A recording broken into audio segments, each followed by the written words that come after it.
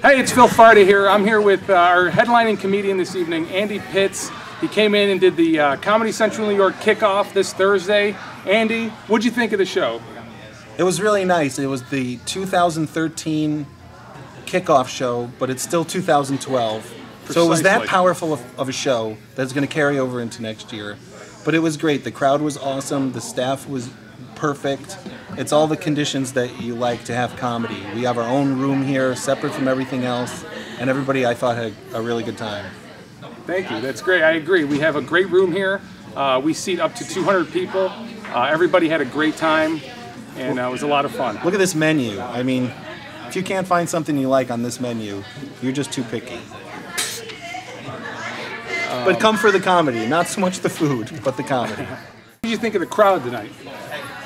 I thought the crowd was awesome. They let me do an hour show, and they bought some CDs of mine, and there was no interruptions. They're very well behaved. They laughed when they were supposed to, and they shut up when they were supposed to, and Phil's parents were in the crowd, and we got a lot of mileage out of them. They keep the crowd in line. My folks do. But it was pretty much perfect, especially for a Thursday, the fact that so many people came out, and it's just like, start your weekend early. How's that for marketing? Start your weekend early and come to comedy. Thursday in Utica is the night where we start. Yeah, it felt like it. It felt like a weekend night. We're doing comedy here at the Monarch once a month, live stand-up, bringing in professional comedians from all over. We have a great show for you tonight. We have Carole Deyoe, a very funny comedian coming in here, originally from Herkimer, been doing comedy for a long time. And one of my personal favorites, a great comedy writer, one of the best stand-up performers you'll see. Andy Pitz is here. Woo. Please give him a round of applause, all the way from the city. I lived at home till I was 27. Yeah. No, I'm 32 now. I really plenty of time to become an adult. I live on my own now. I'm an unemployed comedian. I've made it. Yay, adulthood! Yeah. You know, one thing I had to get used to. Let me talk to you for a minute. In the middle of my comedy show. There's very few scenarios in which I would return home. In fact, there's one, and that's you die. When you're dead, I'm going to come back to home,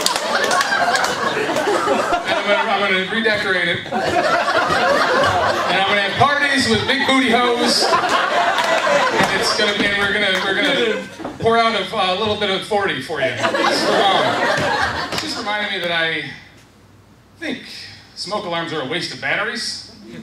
I just don't stand. I can't stand them. I mean, really, how often does your house catch on fire? You know what I mean? What a pain in the ass. I just can't commit to that kind of vanity.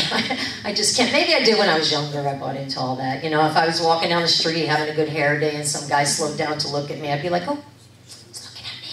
Looking at me. Now if a guy slows down to look at me, I'm like, what the f are you looking at? Smoke a big bong and then talk their way through a police roadblock.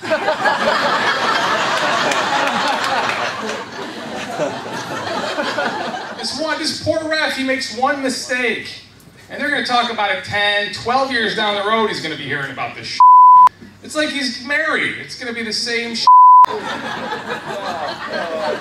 I don't mind getting insulted when it's funny and it's from a person, but sometimes the computer will take a little shot at you. You ever been signing up for an account and it says, enter your password, and you put in your favorite one and it says, weak. Calling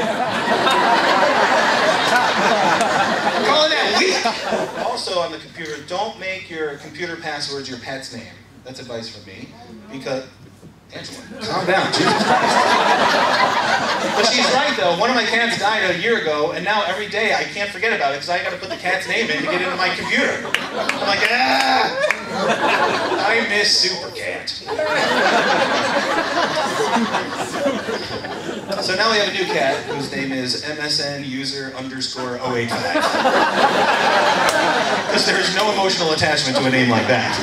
Super Cat, that'll get you. And God forbid you should get one letter wrong in a Google search. Oh my God, the results page comes back, it's like, Did you mean? It's kind of like a person that's run out of patience with you. It's all red, slanted. Did you mean? 12-inch cooks.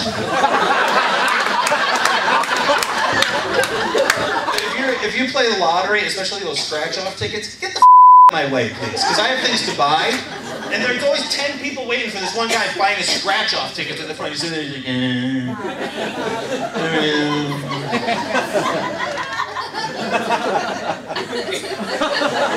if I wore a watch, that would be more effective. Sundial is showing. Hold on, everybody. We get a quick pick and a dollar box. Take a lucky 7. Give me one of those gold rush. I'll take no chance in hell of winning Jack. Take it. They don't have that one. That would be an honest scratch-off ticket. The scratch-off tickets are so misleading. There's this one, it's called Cash Bonanza. Well, obviously, give me one of those. This is great. You guys just have a strip of Cash Bonanza tickets? I'll take a Cash Bonanza. Here we go. Yeah. Like, nobody complains. That's the funny thing about it. They lose, and they're like, You're like, dude, it says Cash Bonanza right on it. I think there's a problem here, sir. There seems to be a discrepancy. I'm not experiencing a Bonanza Cash Bonanza. I believe the label is quite misleading. Nobody says that, because they know they're not going to win.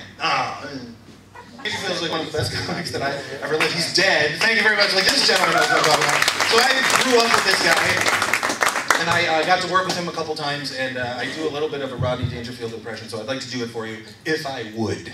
All right, so round of applause for Rodney Dangerfield.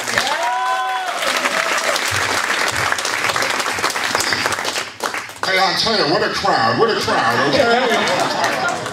I'll tell you, I'm all right now, but last week I was in rough shape, you know? Last week I was doing push-ups in the nude. I didn't see the mousetrap. I'll tell you, that's okay. I got no sex life anyway. You're kidding, my sex life. It's like trying to shoot pool with a rope, you know?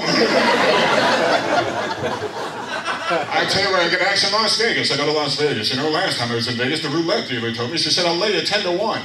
I said, that's an odd time, but okay.